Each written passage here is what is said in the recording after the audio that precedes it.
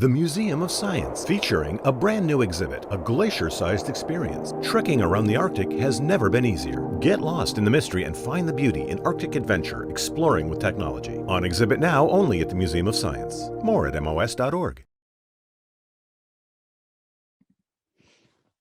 Hi, everyone. I am Kara Baskin, a reporter with the Boston Globe, where I write about lifestyle and parenting. And something that's very much on the minds of so many people right now, among everything else that's on the mind of so many parents right now, is climate change. And I am very honored to be here with an expert panel of really amazing leaders in their field.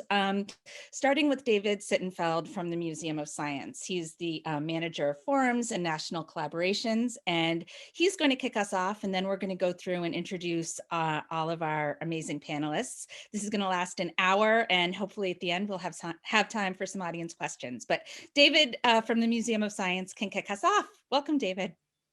Thank you so much, Kara. The Museum of Science is very excited to partner with the Boston Globe to present and facilitate this important conversation. I can't wait to learn from this fantastic panel that you've assembled today.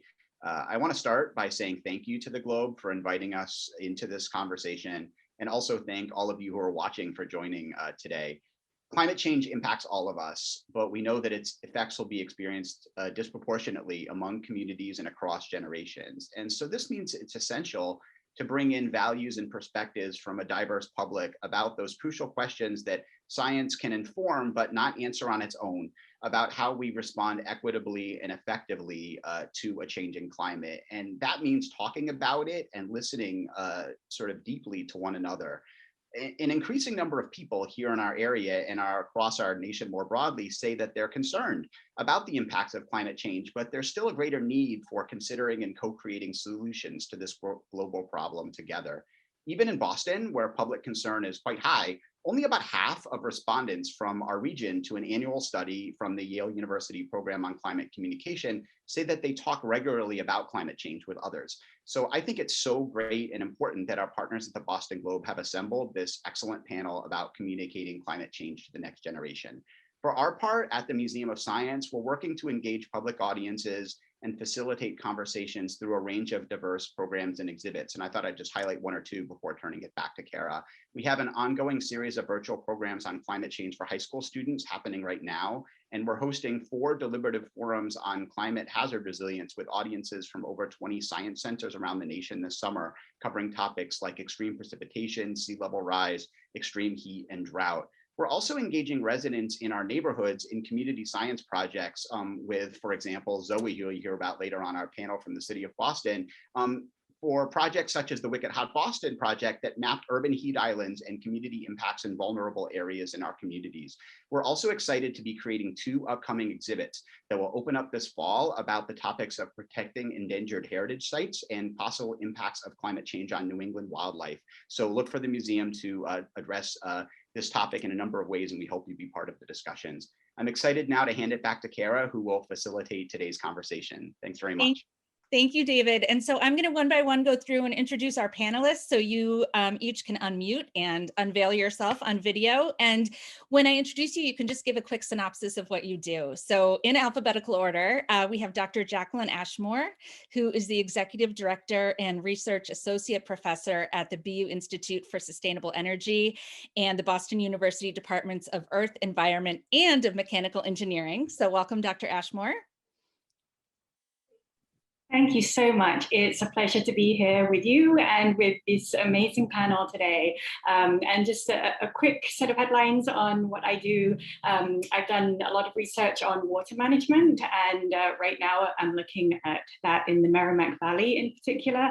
I've also spent the last year looking a lot at city climate action, and in the midst of a pandemic, and at a time when we're particularly conscious of economic hardship and racial injustice, how can cities with their finite resources really advance climate action? So that's my day job, and I also have volunteer roles with a few environmental and energy related nonprofits as well. It's great to be here. Thank you for being here. Patrick Belmont, co-founder and CEO of Change is Simple. Hi, thanks for inviting me to be here. I'm really honored and really great to be representing Change is Simple.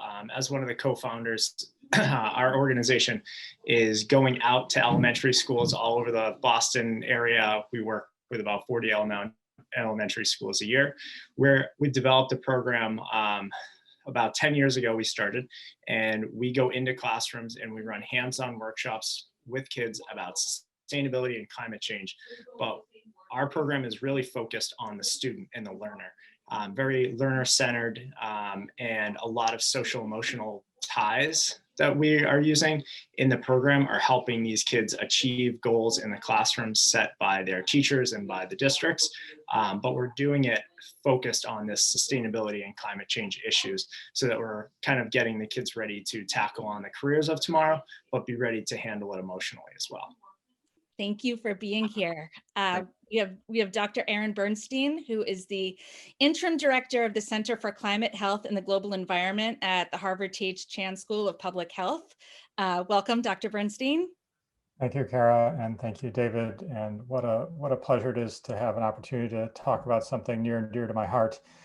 You mentioned that I'm directing a center at the Harvard Chan School focused on climate. I'm also a pediatrician at Boston Children's.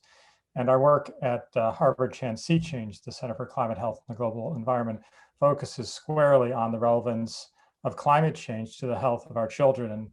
And we have spent many years not only trying to understand, but communicate how critical it is that we need to act on climate for the sake of children and health equity. And I'm very excited that the most recent and prominent example of this is the first ever Youth Climate Summit at Harvard, which will be happening this summer, which I'm really excited about and delighted to talk about how we can talk to our children about climate and health in this session.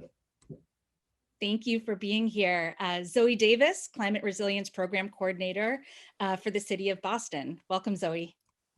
Hi, thank you so much. Hi, everyone. I serve specifically on the Climate Ready Boston team within the City of Boston's Environment Department. My team and we focus on climate resilience planning, so looking at long-term impacts like coastal and riverine flooding, stormwater flooding, and extreme temperatures, looking at specifically extreme heat, and developing solutions to protect the city and prepare residents. So right now, the team and we've been working on coastal resilience planning, specifically in East Boston and in Charlestown, as well as some citywide heat resilience planning. Thank you for being here. And last but certainly not least, Laura Shifter, who's Senior Fellow with K-12 Climate Action and lecturer at the Aspen Institute and Harvard Graduate School of Education. Welcome, Laura. Thanks so much, Kara, and thanks for having me. And thanks, David and the Museum of Science also for putting this on. It's great to be here. So I am with K-12 Climate Action with the Aspen Institute, and what we are doing with K-12 Climate Action is we're really seeking to unlock the power of the education sector to be a force for climate action solutions and environmental justice. And we've done that by launching a national commission co-chaired by former Secretary of Education, John King, and former Governor and EPA Administrator, Christie Todd Whitman, to learn about the needs and opportunities to move the education sector towards climate action and develop an action plan with some policy recommendations to help scale and mobilize this work. And also, most importantly, I am the mom of 3 girls, 8, 5, and 3 years old. And you know, the reason why I do this work is because of them and their future, and really happy to be here and have this conversation today. Thank you all. So as you can see, we have a really all-star panel of professionals. And I think the first thing that might be on a lot of people's minds, you know, we hear the term climate change, we hear the term global warming, but really what is it? What does it mean for the non-scientists among us? I think that most people know that perhaps it's dangerous, scary, or bad, but really what does it look like in the context of our city and our state? And perhaps Zoe, you can talk a little bit about, you know, really how does climate change manifest in our surroundings? Tell us a little bit about really what it is. And then I want to go into asking Dr. Bernstein and Laura, perhaps, you know, a little bit more about the education angle, and Patrick as well. So Zoe, can you situate us a little bit?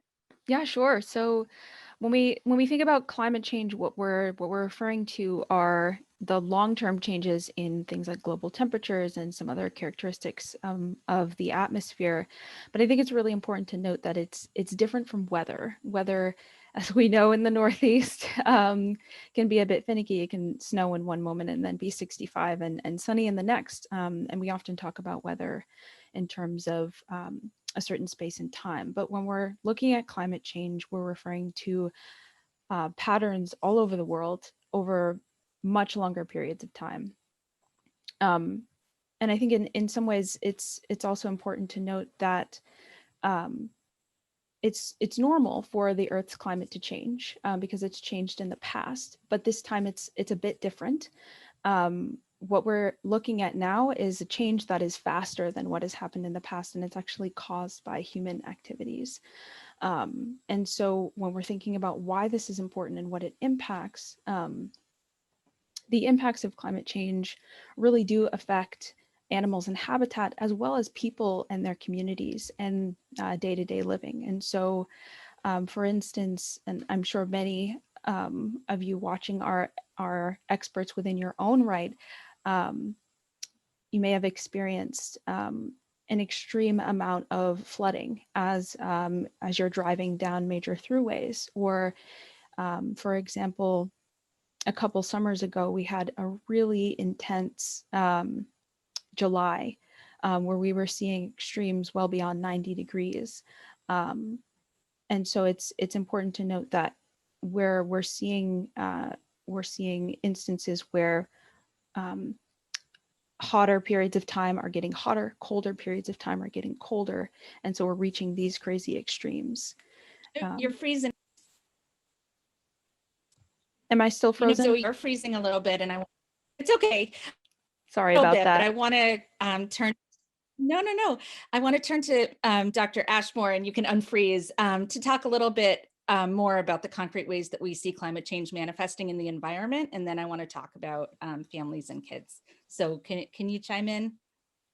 Absolutely, yeah. I mean, I think focusing on how these extreme events play out is something that's really helpful in sort of understanding part of the signature of climate change. You know, it's underlying all that is an increasing average temperature.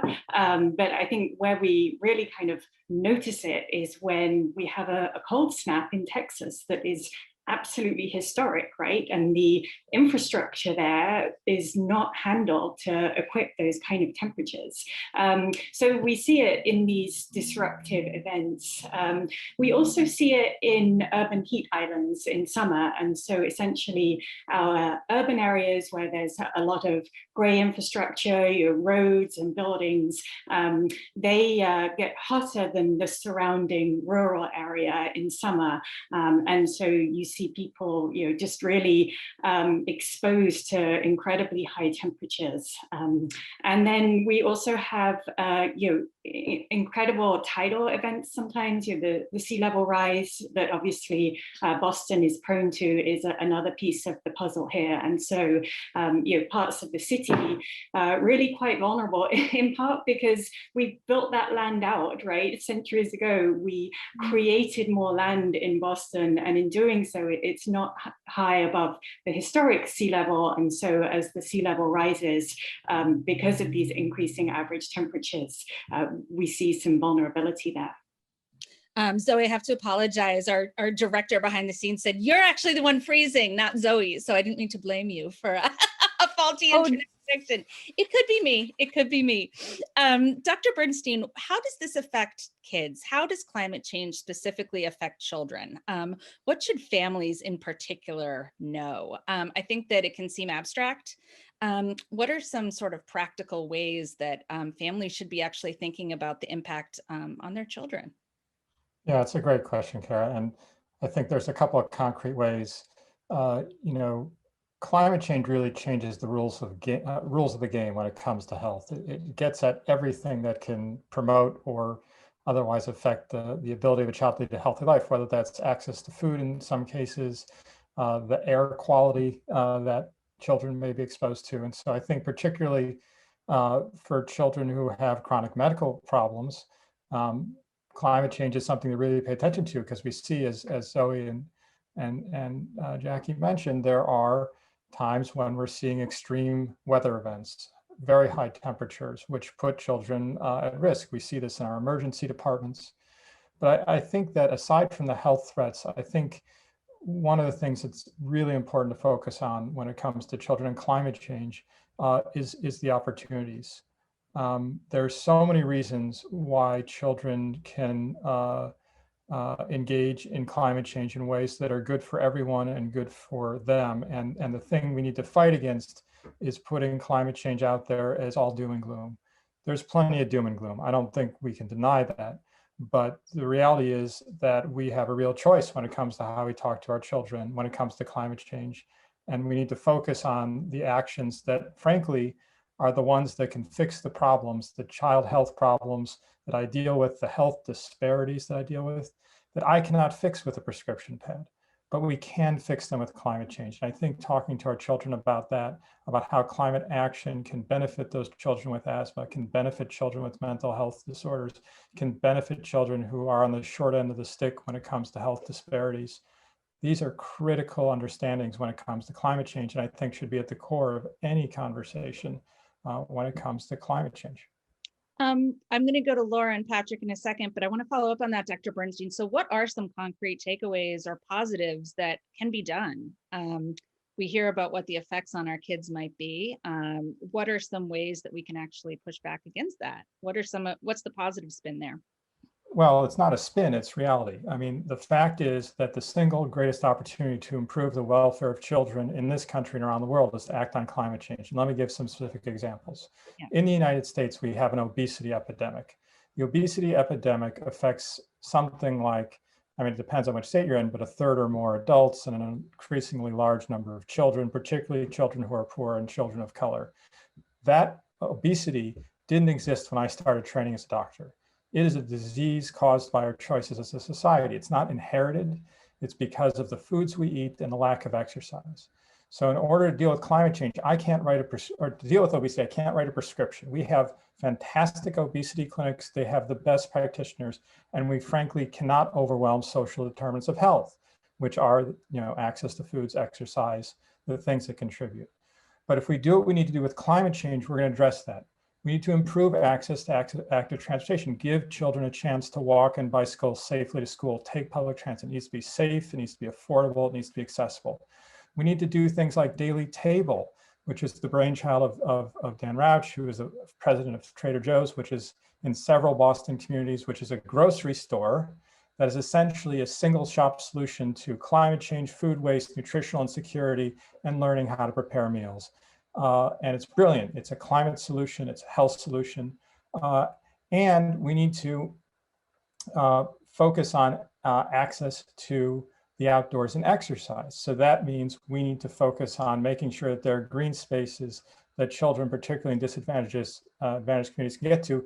Those don't just provide access for exercise, they cool things down. Zoe talked about, you referenced the work of the city of Boston trying to cool off neighborhoods.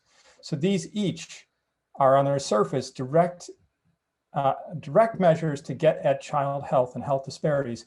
And oh, by the way, they're really getting at climate change because our diets, for instance, what we eat has a huge effect on our health, of course, and the choices we make about the foods we eat have immense effects on the climate, as one example. So obesity is a real example. We could talk about asthma, which is another major problem, mental health disorders, but you look down the row of things that the medical establishment is having a very hard time to deal with, and you then look at the set of things we need to do with climate change, and time and again, you see that the prescription for climate change is really a prescription for child health.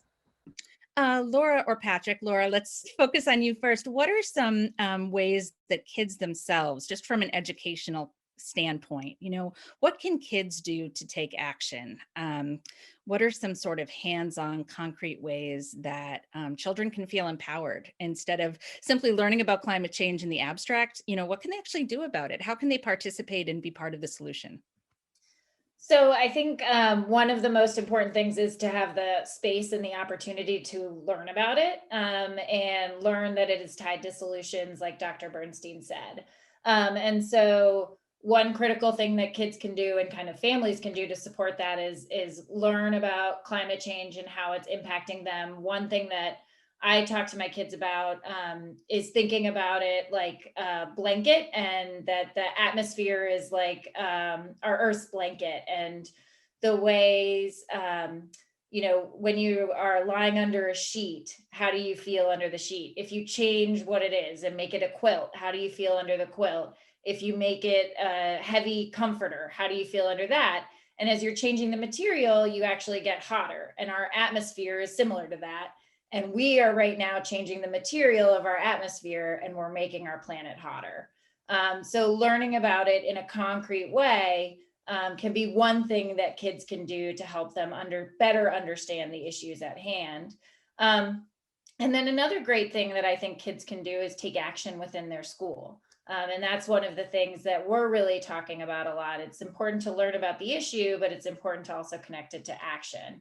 And kids can ask their schools what they're doing about it. They can do a class project around waste within their classroom. They can engage with things like school garden opportunities, or address things like composting, and try and take those actions within their school. Can be one direct way to act. Patrick, I'd love to hear from you on this as well. And maybe we can even take it a step back. What are some misconceptions about climate change? Can you kind of walk us through actually, where is it coming from? How do we actually, connect to kids what their daily actions are and how it actually affects the climate? Can you talk a little bit about that? Sure. From our perspective, we see climate change as part of every single aspect of our lives. And I think that's where there's a lot of disconnect between the everyday student, everyday child, and everyday family that's out there, and whether they're in a community of environmental injustice, or they're not. Those pieces of our lives are intertwined with climate change in every single aspect. And I think that from our perspective, what we try to do is shed light on some of those everyday elements that may get disregarded by families and by students as not scientific, when they're actually packed with engineering and science that is incredible to learn about. For example, the food system, and children, they go to the grocery store, or they go to the store, they pick up their food, and they don't see the incredible global connections that have been made to bring those foods into our grocery stores. So within every aspect of our lives, there's this incredible world of science and obviously climate and global effects. But that's how we take it. What we do is we connect kids here in Boston to through one of their everyday actions that they feel connected to, that they understand. And we show them that it can have this global repercussion, and not in a scary way, but just show them how things are connected, and how the science is what is creating these things, but there's opportunities to do better, to make small changes. And one of the things that we love to do is make the child the leader of taking control of this in their family, in their social circle, in their classroom. And so when kids become the advocates, when they become leaders, and they feel the hope that they can make a change, they will. And there is significant changes that these children can make, especially what we find, and we've heard this even from other people in different industries that we work with, is that when a student is excited and passionate about something, and they bring it home and they want to take action, the families get on board because they're excited that they're bringing something home from school. And that's where we're coming from. I know that there's a lot of parents watching this. Our perspective is, how do we inspire kids in school to then bring it home to inspire their families to adopt these same principles? So we take one topic at a time, and we make it simple for them. Don't overwhelm them with a giant topic of climate change in particular. Focus on one aspect that you think they might be able to take control of, whether it be packing their lunch in a different way, or getting food from a different source, and then let them run with that until they become the expert. And then that's their discovery. And it's really exciting for them. And, on that note, when it comes to parents, maybe Dr. Bernstein, you can talk about this. One of the questions that I got from several parents is, how do we talk to our kids about climate change in a non-scary, non-intimidating, empowering way? So how do we frame this for them as kids who are going to live hopefully much longer than we will and confront a world that is probably going to be vastly different? How do we frame this for them? How do we contextualize it? And I would be especially interested to hear, in various age groups, what you would say to a 6-year-old is probably different than what you would say to a 16-year-old. Yeah, it's a great question, a really important one. I think the first point is that any amount of concern has to be married to a hope. So the mistake we make is we talk about the problem and we explain the problem, and children have really good imaginations. I had a child who, in the context of, the many of the events around the youth climate marches a few years ago, saw these pictures of a burning earth on TV, all the wildfires that were happening. And that had sort of consumed their understanding of climate change, that all they saw were these news channels showing pictures of wildfires. And they were terrified that the earth was literally going up in flames. And that language was used by several prominent folks. So we need to be mindful that we need to, pair at least one piece of down news with one and arguably two of good. I think to your question about age, I think there's a really well-intentioned effort to push the facts of climate science and climate change into younger and younger age groups. I think when it comes to what we really need to do with climate change and climate action, sure, we need to understand the physical science basis of climate change. But I think more so we need to think about how we're educating our children to understand what science is and what it can and cannot do.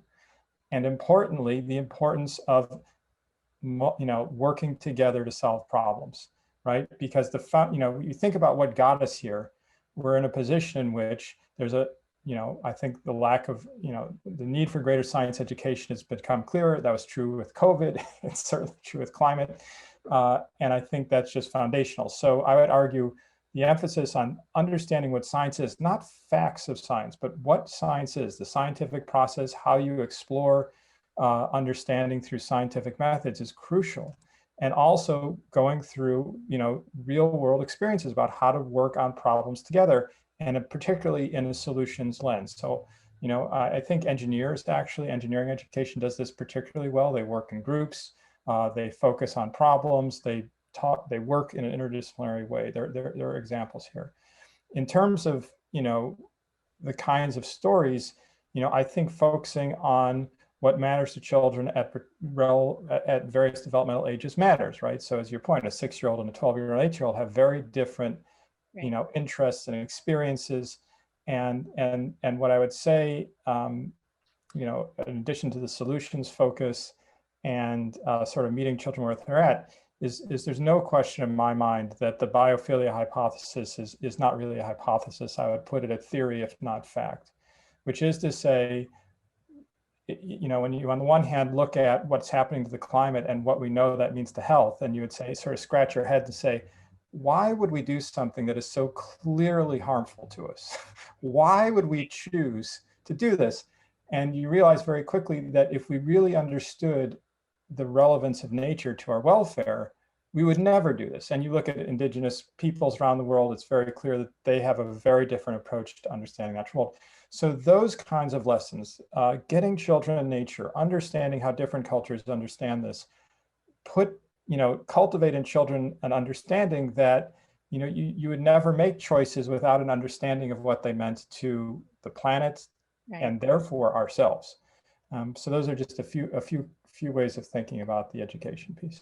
I want to throw this out to the group and anybody can jump in, and I'm sure each of you have something to say about this.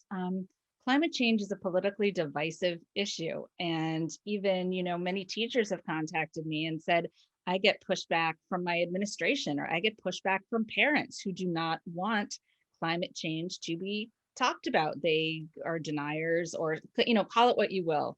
They are triggered by this topic. And I open this to the group.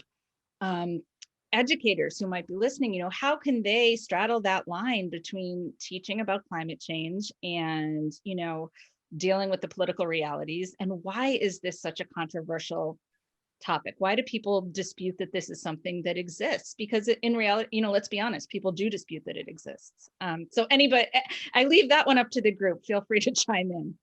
So I can jump in here if that sounds good. I think one thing that's important to know is that even though the debate is brought forward a lot, there's actually a large amount of agreement that it should be taught in schools. So the Yale program on climate change communication shows that over 78% of adults, I believe it is, support teaching climate change in schools. And so I think the debate gets a lot of airtime, but actually there's a lot of support for actually giving kids these skills. And one of the things that we've done when we've talked to people in different areas, we just spoke to a teacher in Oklahoma, in oil and gas country, who teaches about climate change in her middle school classroom.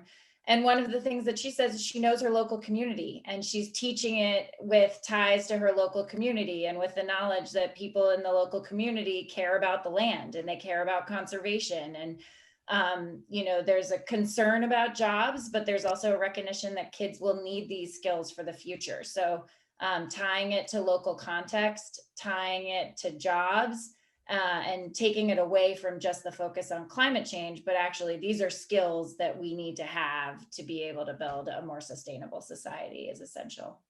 Yeah, I agree, especially making it local, especially making it centered around the community and less about necessarily this big issue of climate change. Of course, you obviously get there eventually, but I will say that in 10 years in classrooms with our program, we have had very few parents come forward and nearly zero teachers actually come forward and have a complaint about the topics that we're covering, how we're covering them. And it's because if you can continue to make it discovery based for the kids and focused on things that have tangible outcomes that really reflect the values of the community that they're living in, I don't think there's any way to argue about that. Some of the things that Dr. Bernstein was saying is this is better for our health. This is better for our community. And if you take the big picture climate stuff out of it, it's really conclusive that this would be better for the community. This would be better for our health as our, with children growing up around this. I mean, there's so many ways of positioning it that doesn't come from the point of view of just, mitigating climate change. Of course, that's what we're all trying to do, but there's other ways of tactfully approaching it that hit on the community aspects that are key. I have another question that I'm going to throw out to the group, and it's just I want to take a step back because I think that we're assuming a certain level of knowledge on the part of a parent, and I want to make sure that we don't do that. And I'd love for one of you, Jackie, maybe you can speak from the scientific perspective. How did we actually get to this kind of what feels like a tipping point where things could go one way or another? And I'm just saying that as a parent and someone outside the field. But when I was growing up, I don't remember this kind of back in the 80s and 90s. I'm dating myself, but I hear, you hear a lot more about it now.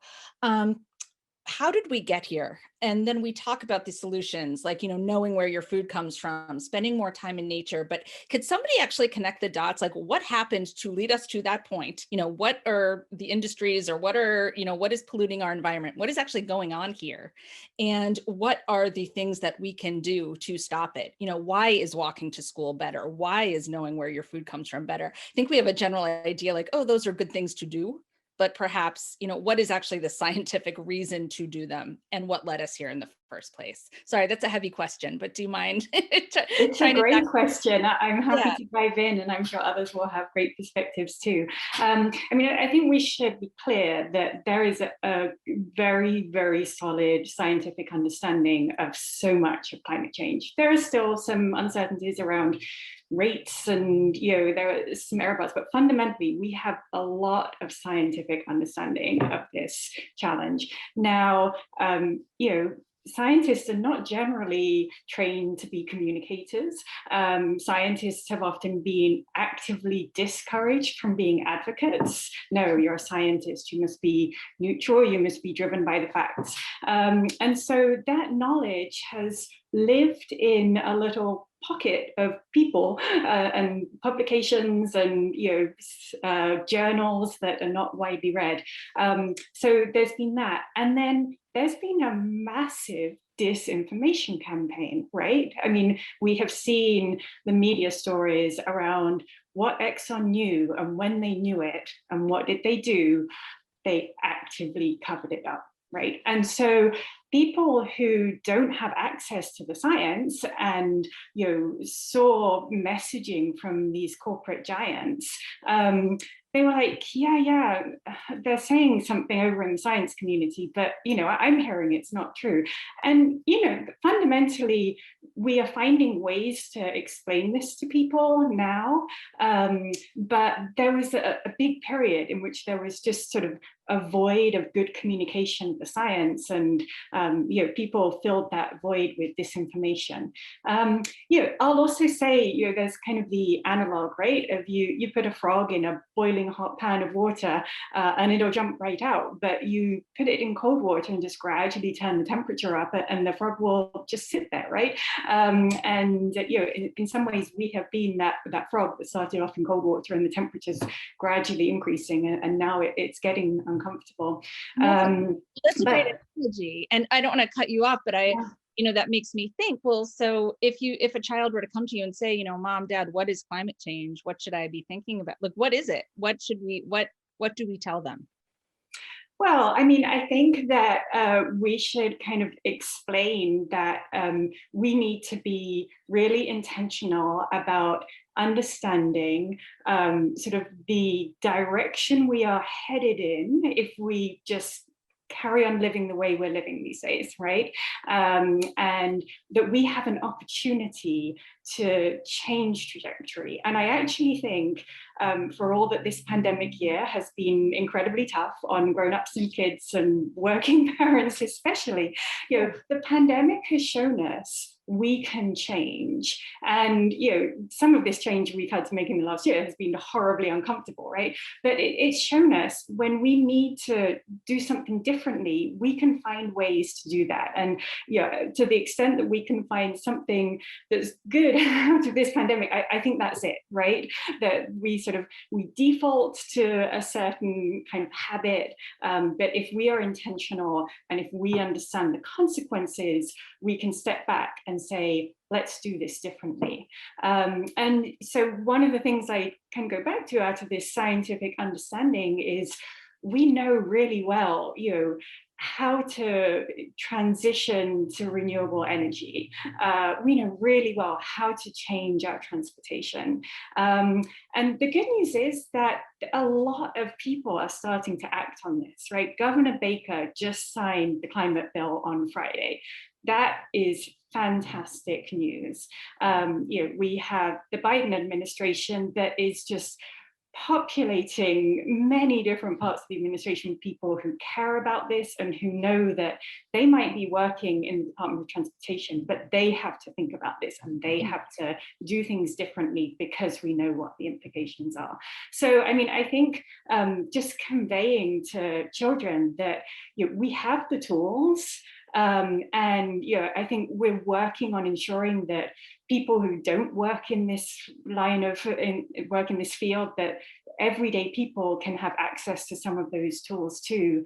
But also that if children get engaged with this, they are becoming part of a giant coalition. They can join Greta Thunberg, they can just change what their own family is doing, they can write a story about this and share it with their friends. However they want to engage, they are joining a giant set of people with all sorts of different skills who are working to address this.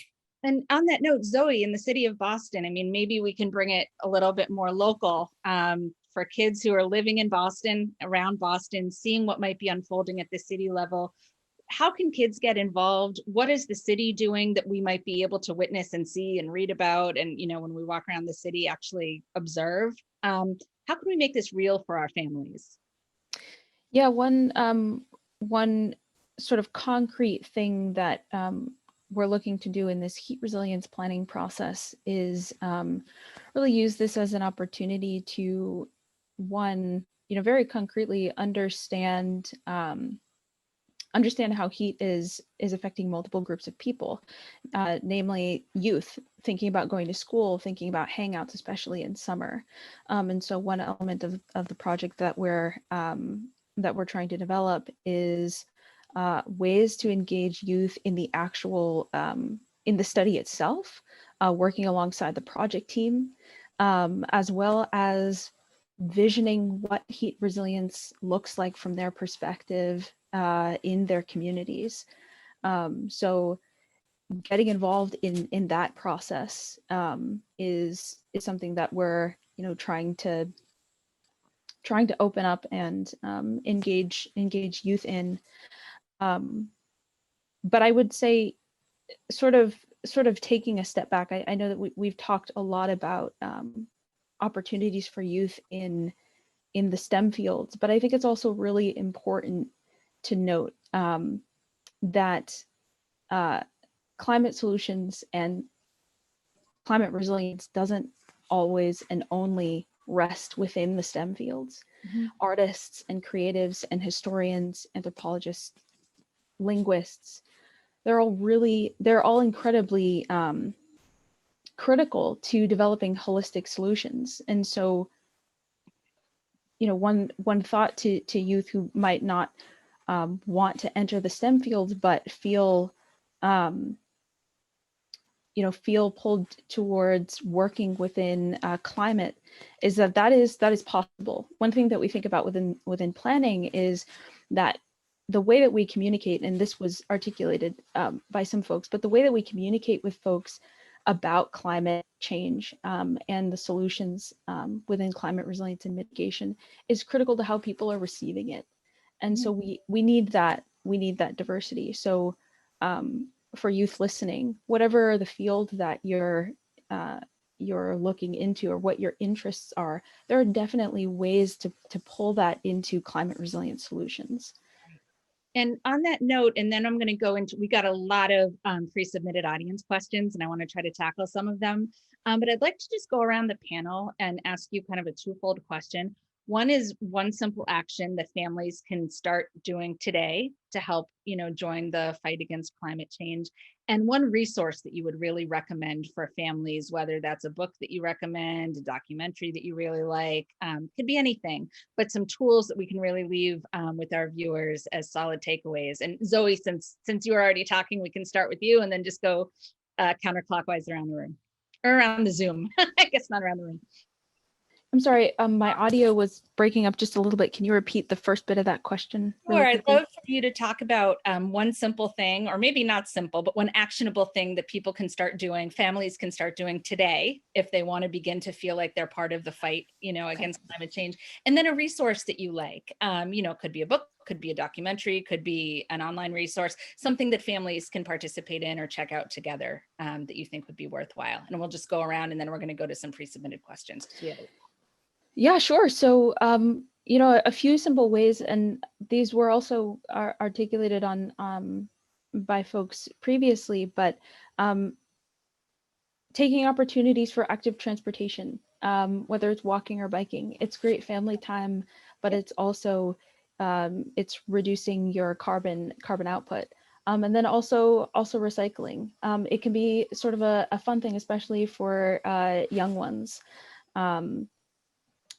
Matching where certain things should be recycled and where they should go. I'm thinking of a resource. I if tend you can't to think of one off the top of your head, it's okay. We can come back to it. But if you have a quick one, it's fine. Okay, yeah, I think you can come back to me. That's fine. We can talk about it at the end, or we can put it in the chat. Sure. Patrick, your turn, Patrick. Oh, I don't know. We'll go to Laura. Then we'll go to Patrick. So I do think that one thing that families can really do is ask questions about what their schools are doing. I mean, that's one area where when we talk about this, think globally, act locally. Schools are one place where parents can really have a big voice and students can have a big voice. So, oftentimes families can't access sustainable solutions because of higher costs or whatever it may be within their They're home. busy or, Yeah. So like, I do think that talking to your school about what they're doing in terms of education, what they're doing in terms of sustainable practice can really push the conversation forward. I would certainly encourage people who are interested in learning about what schools can do to come to k12climateaction.org and learn more about our work. And another really good resource, if there are parents that want to get active, there's some great organizations out there. Mothers Out Front is one, where parents can join local campaigns to try and take action on climate change. So that would be one place I would look to for a resource too. awesome. Patrick, we missed you before. So one concrete action that a busy family can take to help, be part of this. And then if you have a resource that you recommend. Sure. I mean, I definitely agree with Laura on just getting their schools involved. It's a way of reaching a lot more kids. So if your family is passionate about it, or you have a child that's passionate about it, getting into the local schools and seeing what else can be done, and getting groups together, obviously power in numbers. Another thing that I'm really passionate about, even I think my team and staff are as well, is just, buy used things or fix things that you have at home. Kids are constantly they're changing and growing and they need new things all the time. And a great message for them is to let's search for something used that's going to do the same job. And I think that there's a huge impact that in energy and raw materials that goes into all of these things that we have, and then they get tossed out or they end up in storage. Go, do a little searching. I find it to be extremely interesting and fun, and you find some great items out there, and people are looking to move things out of their house, and it's a perfect time for you to get a hold of them. It's a silly thing. Obviously, food is a real big one for us. Transportation, I think that Zoe, I echo the biking and any type of non-gas powered transportation is fabulous. And then in terms of a resource, something that I know has captivated many people in my family has been, the documentaries that are narrated by David Attenborough. He recently came out with one, beautiful, cinematic, incredible experience, but just with a message that is pure and it really, if you watch those, kids are going to get passionate about learning about those places, maybe going to those places someday and feeling, passionate about doing that with their future. So I think that that's one thing. And just for our own plug, if families want things, activities and things like that, on our website, changeissimple.org, we have a whole plethora of different activities, YouTube videos, things for families to do, guided field trips. So yeah. Change is simple. Dr. Bernstein. Thanks, Carol. I would subscribe to all of my fellow panelists' recommendations on things to do, and the list, could go on and on. I guess the dimension I'll add is finding some way to further your child's engagement and appreciation for nature would be high on my list, and that could be planting something in your house or yard, or spending a fixed amount of time in a park. And it's springtime, so you see these amazing things happening all over the place, the changing of plants and animals, and having your child have experiences in nature where nature becomes something that is a part of that individual child's sense of what is good about life on the planet. It sounds very squishy, but it is increasingly clear that you can cultivate an understanding of the importance of nature in a child, just as you can learn a new language. But doing so as an adult is just like learning a language. There is a window of opportunity to form these relationships and understandings in a child's mind And if that doesn't happen in childhood, it's very hard to have that fundamental sense of the importance of, safeguarding the earth to protect ourselves, let alone all other life later in life. Resources, so I'll give a plug, and one of our attendees, Sue Goldberg, asked about, what are the resources for the good stuff? And I think some of my fellow panelists mentioned these. We have a newsletter we call the Climate Optimist. So if you go to our website, if you went to Harvard Chan Sea Change and Climate Optimist, we send out a regular surfeit of news about what we're doing well, specifically because it's so easy to focus on, and you'll have no problem accessing all of the tough stuff. We want to showcase the news that we think really is reason for optimism, and the good news there is there's plenty to look at. So I would recommend that one. Last but not least. Truly great points. On something that a family can do, I would say it is never too early to talk to your children about the importance of voting. You can ask candidates who are running for office, what's your prioritization of climate change? And then once they are in office, you can hold their feet to the fire and make sure that they take action. The city of Boston has a goal of being carbon neutral by 2050, and our institute helped them understand, what are the pathways to actually get there. Many other towns, I'm here in Arlington right now, we have a goal of being carbon neutral by 2052. So are your officials working on that? And I think just really asking that our leaders prioritize this issue is important. And kids can make that ask too, right? The letter to your local official from your 8-year-old is potentially quite powerful. So that's an action. And then on resources, I'm going to recommend one that is really for, I'm going to say, kind of older teens and parents.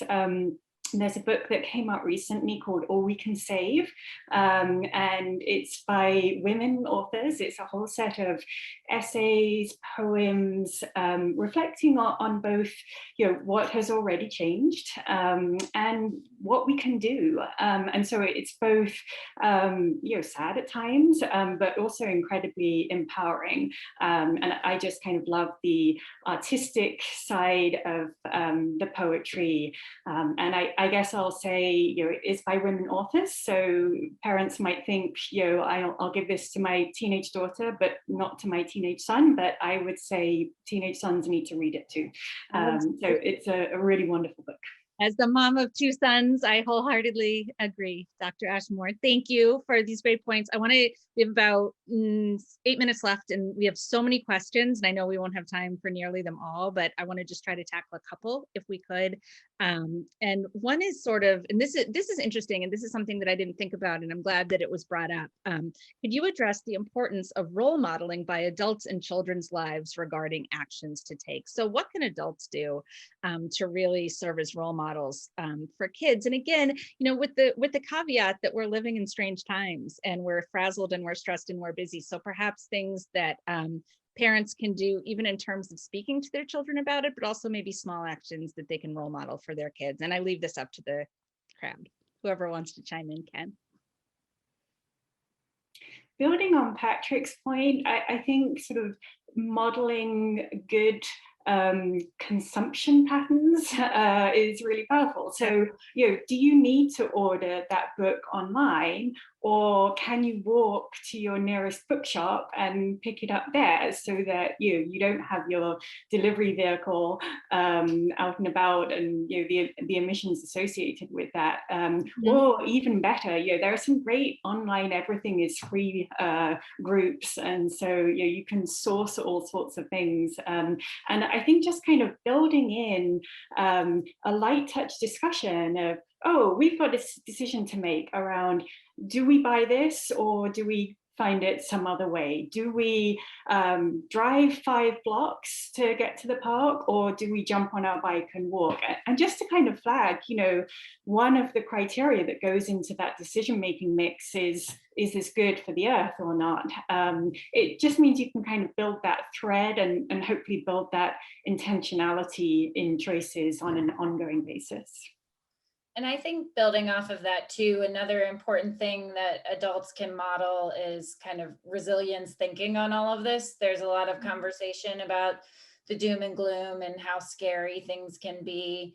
But it's really important, you know, what we're experiencing with climate change is a community trauma similar to what we're experiencing with the pandemic and a community trauma. And it's important to have conversations with your children where you're listening and you're being open to them about that trauma, but then also showing resilience and modeling that resilience for your kids as a way to also then reduce eco-anxiety. Patrick, were you going to say something? Yeah, well, I just I